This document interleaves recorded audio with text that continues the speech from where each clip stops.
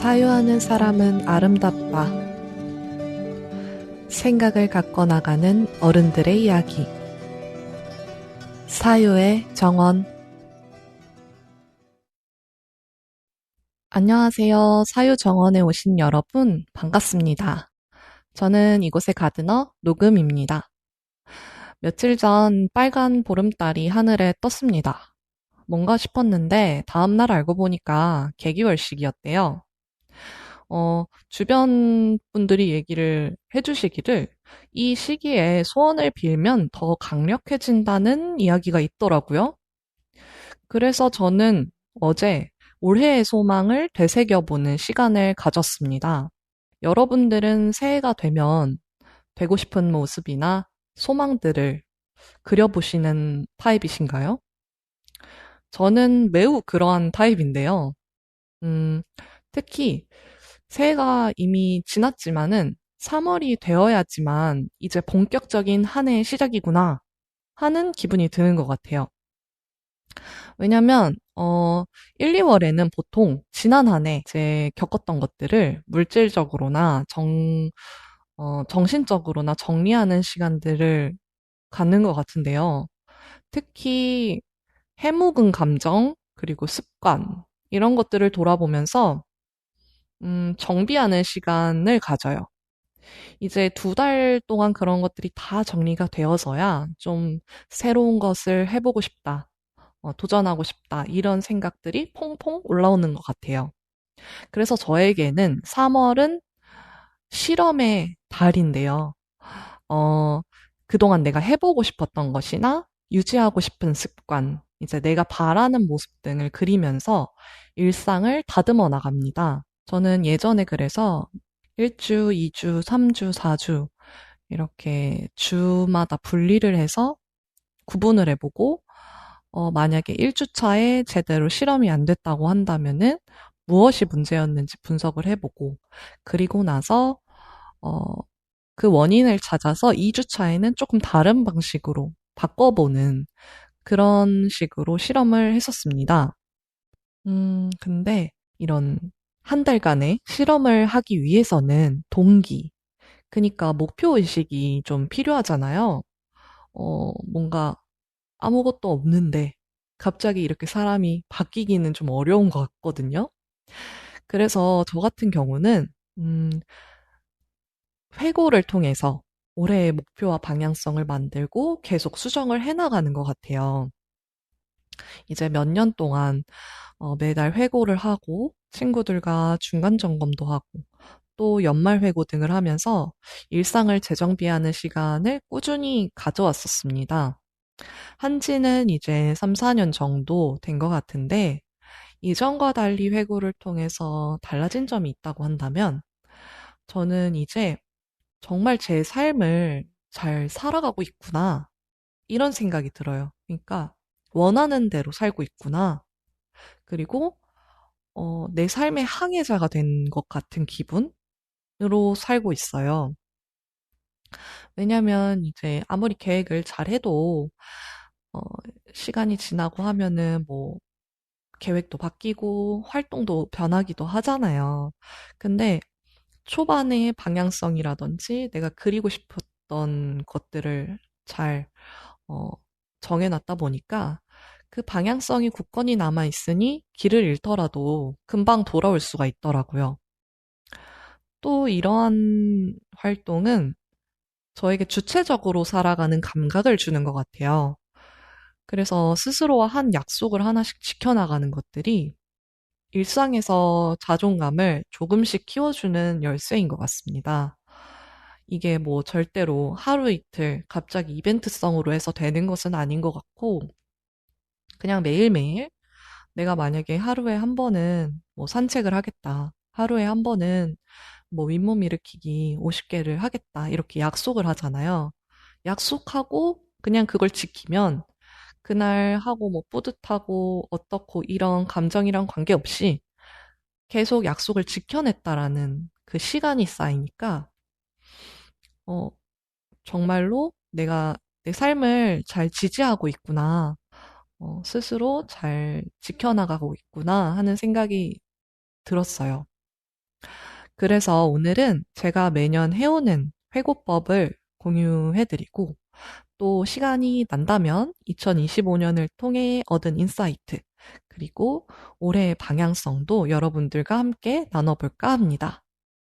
그 전에 회고를 잘 하려면 평상시의 기록이 굉장히 중요하다는 말씀을 먼저 드리고 싶어요.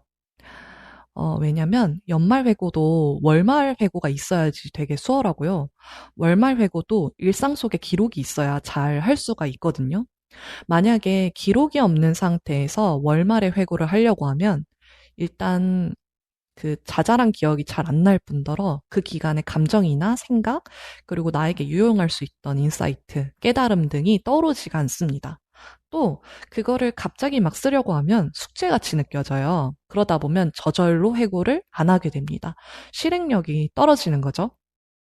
저도 몇 년간 이 활동을 하면서 어떻게 해야 월말 회고를 좀 더 잘할 수 있을까 고민을 해보았었는데요. 특히나 저처럼 이렇게 사유의 정원이라는 팟캐스트를 만들 정도로 생각이 너무 많은 사람들은 기록을 꼭 하는 게 좋다고 생각을 합니다. 그래서 첫 번째로 이야기해 볼 것은 생각 많은 사람들의 회고를 위한 기록법, 기록 꿀팁입니다. 네. 첫 번째는요, 일단 기본 기록들을 잘 활용하자입니다. 이게 무슨 말이냐면요. 사실 기록이라는 게 평상시에 하나씩 담는 게 쉽지가 않아요.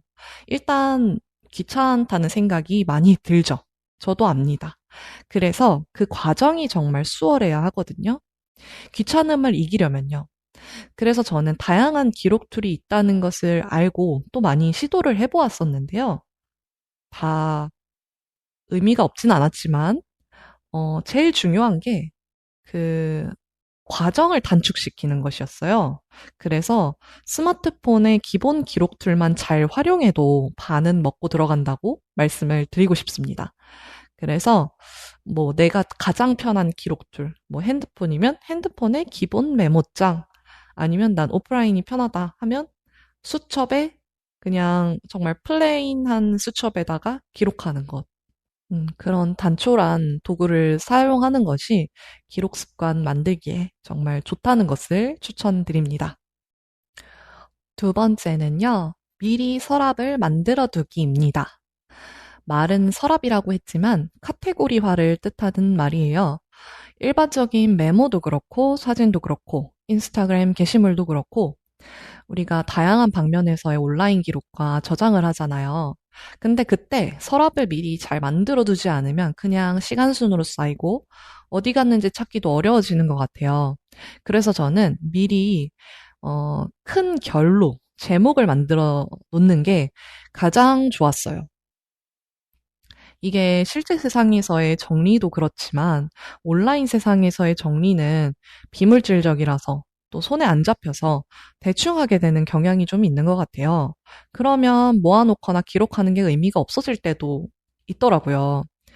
결국 이 목적은 나중에 잘 열람을 하는 것이잖아요. 필요할 때 검색할 수 없고 열람할 수 없으면 그 기록은 그냥 땅에 묻힌 것이 되니까요. 그래서 생각을 해보면 왜 내가 저장해놨던 것들 잘 안 보지? 기록해놨던 것들 잘 안 보지? 싶다면 아마도 그 서랍 만들기가 잘 안 되었을 확률이 높습니다. 그리고 세 번째는요, 플랫폼 통일하기입니다. 예전에 여러 가지 기록 툴이나 생산성 어플을 사용한 경험이 있었는데요. 뭐 요즘엔 정말 잘 나와서 노트북이든 뭐 핸드폰이든 연동이 되는 제품들도 많이 있는데 저는 뭐 정착하진 못한 것 같아요. 그리고 이것저것 써본 결과 정말 효율적인 툴도 많이 있긴 있었는데 결국 손이 가지 않으면 접근성이 좋지 못하면 안 쓰게 되더라고요. 그래서 그런 기록이 응집되지 않는다는 느낌? 그걸 받게 되면서 그냥 정말 단순한 것들로만 선택을 하게 된 것 같아요. 저는 캘린더는 구글을 쓰고 일반 단상 기록, 아이디어 기록은 아이폰 메모장이나 노트를 쓰고 일기는 블로그, 그리고 긴 글, 정보성 글 같은 것들은 노션, 이런 식으로 정리를 하고 있습니다. 네 번째입니다.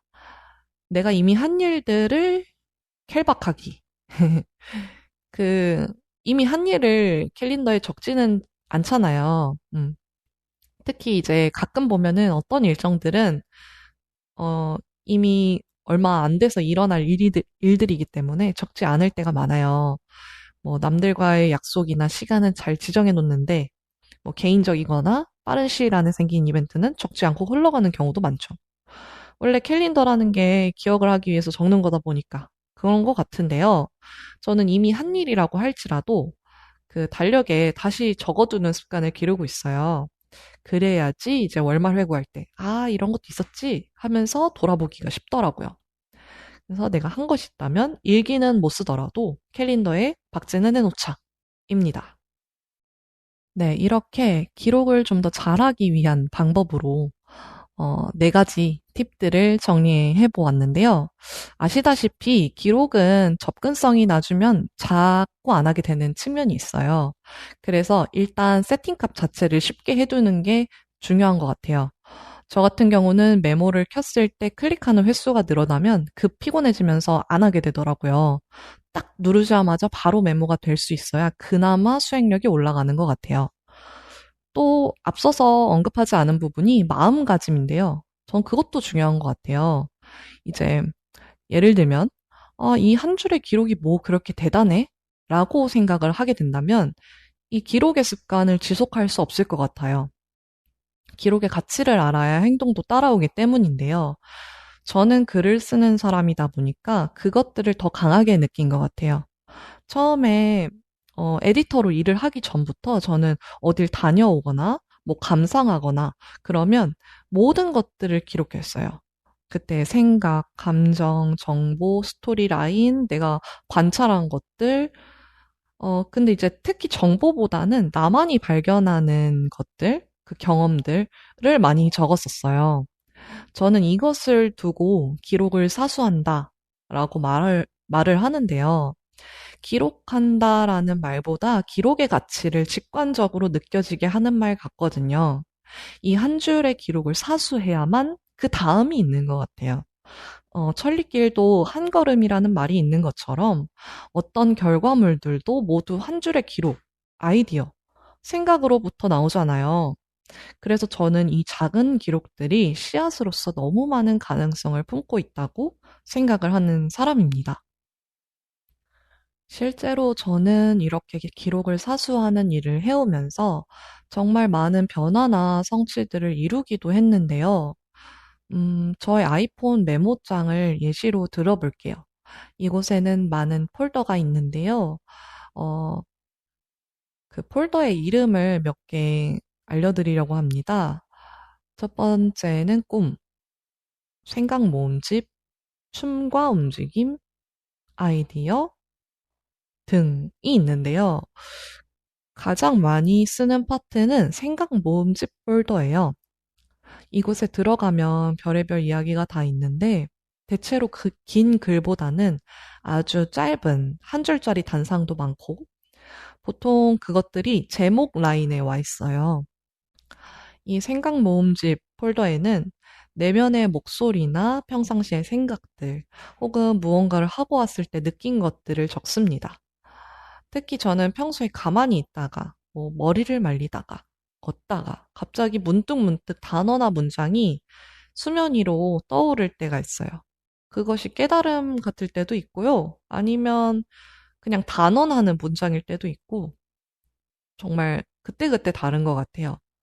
또 버스를 타고 가다가 갑자기 시가 쓰고 싶어질 때도 있어요. 이제 그럴 때가 오면 정말 영감이죠. 빠르게 메모장을 켜서 술술 적어 내려갑니다. 근데 그렇게 건져낸 것들을 보면요. 나중에 다 작품으로 반영되거나 원고로 발전이 되거나 아니면 제가 정말 이루고 싶은 꿈들이 되어요. 어, 특히 잘 건져낸 한 줄의 인사이트는 유의미한 오피니언으로 남기도 했어요. 그렇게 제가 몇 년 동안 80편이 넘는 장편의 기사들도 쓸 수가 있었고, 또 저의 개인 공연 작품들의 대본도 만들 수 있게 해줬던 것이 기록의 힘이었다고 말을 할 수 있습니다.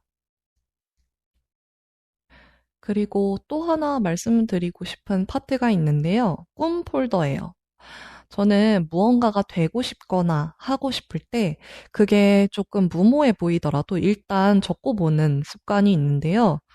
근데 그것들이 정말로 일어나요. 제가 최근에 그 폴더를 잠깐 들어갔었는데 보고 놀랐던 게 11개의 꿈이 있더라고요, 거기에. 2024년부터 써온. 근데 4개의 것이 이루어져 있더라고요. 그리고 그 중에는 팟캐스트도 있었어요. 작년 4월에 써놓은 메모더라고요. 그런 것처럼 일단 그런 나의 마음의 것들을 적어두면 좀 더 현실에 가까워진다는 것이 저는 실제로 가능하다고 생각을 하고 또 체감을 했다 보니까 여러분들께 되게 자신 있게 추천을 드릴 수가 있는 것 같아요. 그러면 이번에는 회고법에 대한 이야기를 해보려고 합니다. 이미 유명하기도 하면서 제가 시도했던 방법들도 몇 개 가져와 봤는데요. 첫 번째는, 어, 좋았던 것, 아쉬웠던 것, 배운 것, 이렇게 나열하는 방식이 있죠. 뭐, 한 달 동안 내가 나에게 좋았던 이벤트, 그리고 아쉬웠던 이벤트를 생각을 해보고, 그 두 결과를 놓고 내가 배운 것이 무엇인가 라고 써보는 일은 일단 제일 베이직하고 클래식한 회고법인 것 같은데요. 이게 특히나 성장의 측면에서 바라보는 회고법인 것 같아요. 이제 어찌 됐건 간에 그 나의 활동들을 좋은 것과 나쁜 것으로 분류를 좀 하는 거잖아요. 그러한 관점에서 본다면 성장 중심적인 회고법이라고 할 수가 있겠네요. 이런 거는 좀 어릴 때 많이 했죠. 어릴 때 많이 하고, 뭐 요즘에도 많이 하고요. 음, 엄청 특별할 것은 없지만 베이직한 방법인 것 같습니다. 두 번째는요, KPT 회고법입니다. 이거 너무 유명해서 아실 분들은 많이 아실 것 같은데, KPT는 줄임말이고요. K는 keep, P는 problem, 그리고 T는 try입니다. 그래서 keep은 내가 킵하고 싶은 것, 잘했던 것이겠죠? 계속 유지하고 싶은 것을 의미하고요. problem은 문제였던 것, 아쉬운 것들이고요. 그리고 try는 다음 달에 시도하고 싶은 것, 그래서 도전하고 싶은 것에 가까운 것 같네요. 이거는요, 회고할 시간이 많이 없을 때 하면 정말 좋습니다. 간단하게 이제 하나하나의 사건이나 이벤트, 그리고 뭐 깨달음 등을 정리할 시간이 나에게 없다라고 한다면 KPT만 해도 그 한 달의 것이 좀 빠르게 요약이 되는 경향이 있어요. 그래서 회고 입문용으로도 저는 좋은 것 같아요. 만약에 내가 회고하는 게 좀 부담스럽다 하신다면 이것도 추천을 드립니다. 세 번째는 만다라트 회고법인데요. 이건 뭐 실제로 있는지 모르겠는데 그냥 제가 만든 회고법이에요. 저는 지금 작년부터 만다라트를 어, 계획표를 만들어서 써보고 있는데 만다라트를 작성한다고 이제 되는 게 아니고 그걸 매일 봐야지 의미가 있는 거잖아요. 근데 뭐 매일 보는 건 사실 조금 어렵고 월마다는 한번 들춰봐야지 그 방향대로 좀 갈 수가 있다는 생각이 들었거든요. 그러려면 회고할 때 그 만다라트를 보면서 나의 방향성을 체크하는 게 필요했어요. 만다라트 그 계획표 보신 분들은 아시겠지만 그 네모난 블럭 이제 세 칸 해가지고 세 줄 세 줄 해가지고 총 9칸의 어, 네모가 있고 그 가운데에 핵심 키워드를 쓰고 나머지 옆에다가는 그 핵심 키워드를 이루기 위한 방법들을 적습니다. 근데 그 네모가 하나만 있는 게 아니고 또 크게 해가지고 9개가 있어요.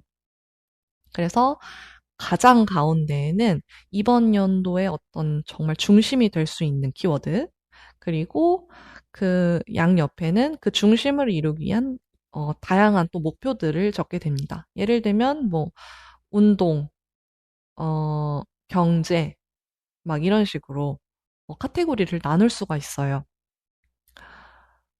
그래서 작년에 이 만다라트 계획표를 회고하기 위해서 어떤 방법을 썼냐면, 이제 한 달의 사건들을 먼저 정리하고 이벤트들을 회고를 하신 뒤에 그 각각의 이벤트가 내가 지정한 카테고리에 어디에 위치해 있는지, 어디에 포함이 되는지 따져봅니다. 그렇게 하고 나서 그 9개 중에서 제일 부족한 항목이 있을 거예요. 그럴 때, 나 이 부분이 좀 부족했네. 이번에는 건강을 좀 신경 쓰지 않았네. 그러면 다음 달에는 건강을 좀 신경 써야겠다. 이런 식으로, 방향을 잡아줬습니다. 그래서 약간 만다라트 계획표는 나침반 같은 거예요. 한 달을 일단 다 살아요. 다 살고, 한 달 동안 있었던 일들을 정리를 합니다. 그리고 나서 내가 적었던 카테고리에 어디에 포함됐는지 또 분류를 합니다. 그리고 나서 부족한 부분. 아, 여기가 부족했구나. 이러면서 그쪽을 좀 더 채우자. 혹은, 아, 이건 이렇게 해서 힘들었으니 방법을 바꾸자. 그래서 만다라트를 수정을 합니다. 이 계획이라는 게 처음에 정했다고 그것대로 계속 갈 필요는 없는 것 같아요. 그냥 수정해 나가면 되는 것 같아요. 나에게 맞는 식으로. 결국 목표를 이루기 위한 방법인 거잖아요. 근데 그 방법이 나와 맞지 않았다고 한다면 과감히 버리는 것도 저는 필요하다고 생각을 합니다. 어쨌든 목표를 위한 방법을 짜는 것이 만다라트의 핵심이고 우리는 또 그것을 위해서 매일매일을 살아가는 것이니까 그렇게 한다면 되게 방향이 잘 잡힌, 균형 잡힌 한 달을 보낼 수 있지 않을까 생각을 합니다. 확실히 요거 했을 때 효과가 좋았어요. 그리고 내가 어디에 자꾸 어, 하지 않으려고 하는지 많이 깨달았습니다. 저는 작년에 경제 파트를 두었었는데 그걸 제일 많이 안 했어요. 확실히 그 경제 잘 모르는 분야를 막 하려다 보니까 어렵더라고요. 제가 봤을 때는 하기 싫은 분야는 무조건 재밌게 만들거나 환경을 조성하는 게 최고인 것 같아요. 같이 무언가 할 수 있는 사람이 있거나 시스템이 있어야 사람은 변하지 그냥 혼자 한다. 내 의지대로 한다. 라고 하면 아무래도 잘 안 되는 것 같습니다. 마음에 엄청나게 큰 동기가 필요해요. 그래서 만다라트 회고법도 있으니까요. 만약에 만다라트 하시는 분들이 계시다면 한번 해보시는 것도 추천을 드립니다. 마지막으로는 1일 회고로 좋은 Pick and Valley라는 회고인데요. 이거는 제가 개발한 것은 아니고 예전에 그 넷플릭스에 있는 에이티피컬이라는 드라마에서 알게 된 문화 같은 거였어요. 가족 문화인지 그게 그 나라 문화인지는 잘 모르겠는데 그 식탁 위에 앉아서 그런 이야기를 하더라고요. 부모님이 애들아 너네 오늘 하루의 픽 앤 밸리는 뭐야? 이렇게 물어보는 거예요. 그래서 그게 뭐지? 했는데 오늘 하루의 기분의 정점 그리고 기분의 최하위 그게 무엇이냐는 거예요. 그래서 아 이거 약간 감정 회고랑 좀 비슷하다 이런 생각을 하게 됐어요. 그리고 예전에 제가 강화 유니버스라고 강화도에 있는 청년들이 만든 커뮤니티 모임이 있는데요. 거기를 이제 몇 년 전에 갔을 때 1일 회고를 하시더라고요. 그래서 끝나고 거길 가요. 하루 동안 여행을 하고 이제 9시쯤 되면은 그 공간에서 모입니다. 여행자들이. 그러면서 오늘 기분?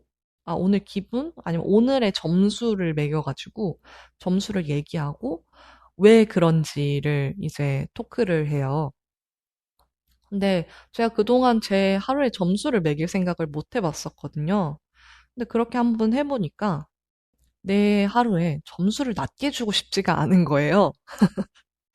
그렇잖아요. 저 오늘 하루 10점이었어요. 이렇게 하고 싶지가 않잖아요. 그러니까 좀 좋지 않았던 기억들도 제가 해석하기를 좀 더 긍정적으로 해석을 하게 되더라고요. 이것도 괜찮다. 그래서 네, 픽앤밸리나 이런 점수 매기기도 약간 비슷한 측면인 것 같은데 감정 회고로 다시 돌아와서 오늘 하루 내가 정말 기분이 하이했던 시점과 제일 루즈했던 시점 그렇게 떠올려 보고 살펴보는 것이 또 나의 어떤 경향성, 그리고 나의 행복, 그리고 내가 좀 취약한 부분을 잘 알게 되는 그런 방법인 것 같기도 하고요. 또 하루를 좀 객관적으로 돌아볼 수 있는 지표가 되는 것 같기도 합니다. 그래서 그것들을 일기에 쓰는 것도 너무 좋은 방법일 것 같고요. 특히 이제 종이에, 지면에 쓰는 게 이 피켄밸리 감정 회고를 하기 좋은 방법이라는 생각이 드네요. 예전에 이런 감정 회고를 일주일 동안 해본 적이 있었어요. 뭐 1월 1일부터 1월 7일까지 이렇게 있다고 한다면 그 그래프를 만들어가지고 그 이 10점으로 나누었나 해가지고 그 안에서 감정의 그 폭이 얼마나 왔다 갔다 컸는지 이렇게 적는 거였거든요. 그것도 굉장히 재밌었습니다. 내가 무엇 때문에 이날을 정말 최고의 날로 꼽는지, 또 무엇 때문에 이날 기분이 안 좋았는지, 이렇게 오르락 내리락 하는 그래프를 보면서, 좀 재밌고 또 되게 귀여워요. 그래프랑 이제 그 가운데 있던 사건들을 하나씩 적어주거든요. 그래서 그렇게 해가지고 스케줄러에서 보게 되면 그림 그린 느낌도 좀 나고, 좀 더 다채로워집니다. 그 스케줄러가. 그래서, 어, 지금 여러 가지 이야기를 해보았는데, 피크앤밸리 회고 좀 괜찮지 않나요? 그래서 연인이나 친구랑 하기도 좋은 것 같아요. 가볍게. 그냥 스몰 토크죠, 스몰 토크. 네. 이렇게 해서 회고법에 대한 이야기도 나누어 보았는데요. 여러분들은 그동안 회고법을 해오셨다면 어떤 식으로 해오셨는지도 궁금합니다. 마지막으로는요, 제가 그렇게 회고를 해서 2026년도를 다시 설계하는 시간을 가졌었는데요. 최근 2월 셋째 주와 넷째 주를 거치면서 작년에 있었던 일들을 돌아보고 그리고 2026년도를 스케치해보는 그런 신년 기획 워크숍, 잃어버린 도끼를 찾아서를 진행을 했었습니다. 그때 저희는 작년에서 갖고 오고 싶은 것, 그리고 작년에 두고 오고 싶은 것들을 아주 자유롭게 포스트잇에 적으면서 생각도 해보고요. 그리고 그림이나 글을 자유롭게 쓰면서 칠판에 걸어두고 좀 멀리서 관조하는 느낌으로 나의 계획을 보는 시간도 가졌어요. 그렇게 하고 나니까 이 계획이라는 게 엄청 어려운 일은 아니구나. 왜냐면 1년 단위의 계획을 한다고 하면 너무 거창해서 막 하기가 좀 두려워지고 하는 면이 있잖아요. 근데 이번에 워크숍은 1, 2회차로 나누어서 했고요. 1회차 때는 스케치를 한다는 점에 제일 집중을 해서 정말 자유롭게 많이 그려보고 또 크게 생각해보고 뭐 실패해도 괜찮으니까 한 장의 종이를 다 써본 다음에 별로면 버리고 새 걸 또 쓰자. 이런 마인드로 계속 해봤어요. 그리고 어쨌든 이 계획은 뭐 픽스가 아니고 계속 수정해 나갈 것이다 라는 마음으로 대하니까요. 이 1년 계획이 그렇게 어려운 것만은 아니었습니다.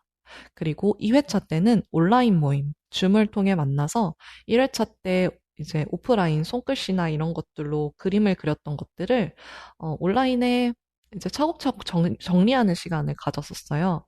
저는 이번 해에도 만다라트를 다시 해보고 싶어서 아직도 지금 수정을 하고 있는데요. 저는 만다라트든 또 다른 계획법이든 그런 것들을 만들어 가기 전에 의미적인 것들을 먼저 생각을 하게 되는 것 같아요.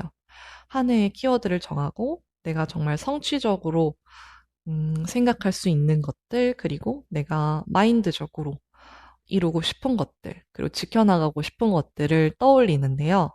그래서 시간이 많진 않지만 아주 조금 빠르게 이야기를 해보려고 합니다. 저의 2026년도 키워드는요, 깊어지는 2026입니다. 제가 작년에는 폭발하는 2025라는 키워드였어요. 폭발하는이니까 정말 욕심이 많았겠죠. 맞습니다.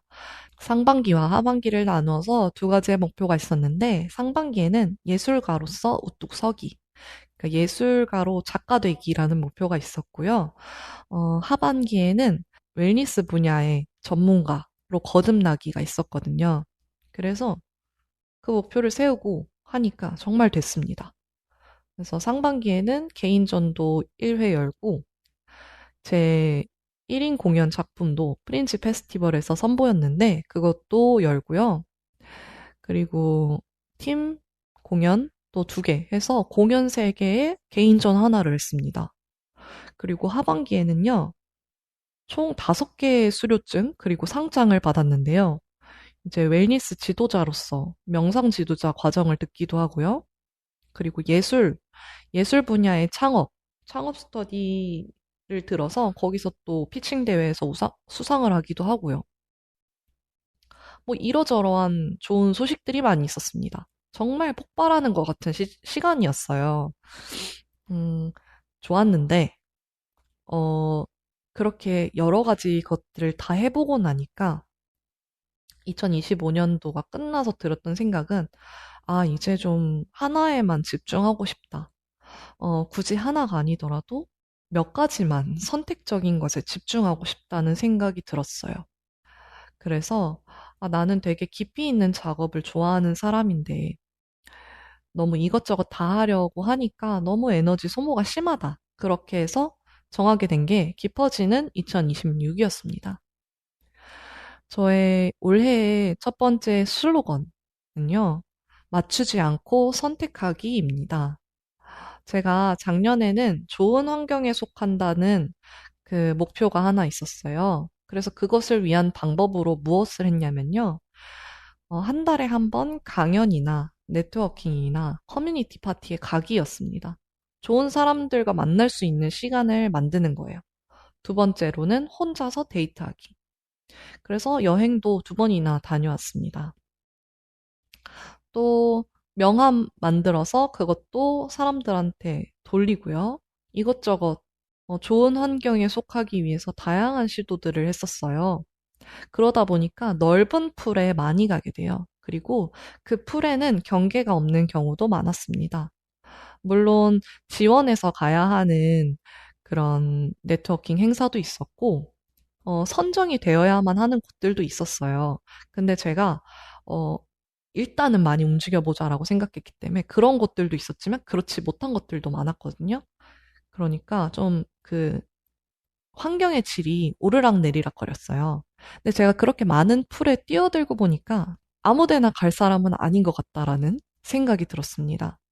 이게 뭐 거만하거나 뭐 제 자신의 능력을 과대평가하는 그런 말은 아니고요.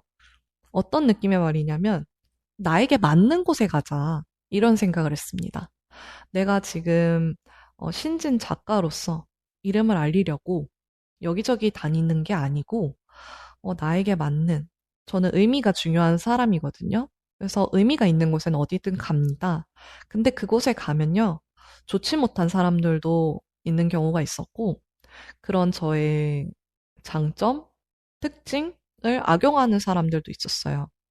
그래서 그런 것들을 주의하는 것이 많이 필요하다는 생각이 들었고, 그렇게 했을 때 제가 에너지가 소모가 크고, 그리고 어떤 인간관계에서의 회의감도 솔직히 많이 들었습니다. 그래서 작년에 저는 인간관계에서의 실패도 많이 겪었거든요. 그래서 이번 해에는, 어, 어디든 다 가지 말고 선택하자. 선택하는 것이 나에게 더 좋은 방법이 될 수 있겠다라고 깨달음을 얻었습니다. 2번째는 기다림입니다. 2025년도 하반기에 몇 개월 동안 이 기다림이라는 화두가 있었어요. 왜인지 모르겠는데, 조금 기다려야 돼. 때를 기다려야 돼. 그동안 너무 많은 자극 속에서 살아왔다 보니까 그런지 몰라도, 그 때를 기다려야 한다는 메시지가 저에게 있는 거예요. 근데 저는 계속 성급하고 몸의 이야기를 듣지 못하고 있었어요. 몸이 앞으로 나와 있는 거예요. 그래서 저는 다시 홀로 되기로 결심합니다. 1, 2월 동안은 정말 혼자만의 시간을 오랫동안 보냈고요. 그리고 적당한 때가 오기를 기다리는 방법을 체득하려고 노력을 했던 것 같아요. 예를 들면, 억지스러운 것 같다라고 느껴지면 하지 않는 것이에요. 누군가에게 나에 대해서 얘기를 하려고 하다가도 한번 좀 멈추어 썼다가 저 사람이 날 원하나?는 생각이 들면 다가가고, 그렇지 않으면 기다리고. 너무 성격이 급하다 보니까 생기는 것도 있는 것 같아요. 그래서 저는 조금 더 기다려보기로 했습니다. 저에게 딱 맞는 때가 올 때까지요. 세 번째는 자격과 용기입니다. 작년에 가장 많이 생각했던 것이 I deserve it 이라는 문장이었어요. 우리에게는 모두 자격이 있다라는 말이에요. 저는 우리의 자격은 어떤 인증 시스템이 주는 것도 있겠지만 그것보다 스스로가 주는 게 더 강하다고 생각을 하게 되었습니다. 결국 내가 믿고 있는 것, 그리고 내가 하고 싶은 것, 그리고 하고 싶다고 생각이 드는 것 자체가 자격이 있다라는 반증인 것 같아요. 만약에 그렇지 않으면 생각조차 들지 않을 테니까요. 그래서 그 자격을 믿고 나에게 스스로에게 자격을 부여하고 용기를 갖자. 너무 머뭇거리지 말자. 그런 생각을 하게 됐습니다. 이렇게 해서 오늘은 조금 긴 시간 동안 회고에 대해서도 이야기를 나누어 보고 또 기록에 대해서도 이야기를 나누어 보았는데요.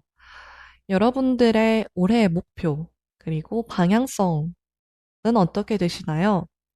또 재밌는 회고법이나 아니면 나만의 기록 잘하기 꿀팁이 있다면 저도 알고 싶습니다. 있다면 댓글로 남겨주세요. 그러면 사유의 정원은 다음 에피소드에서 또 찾아오겠습니다. 안녕히 계세요.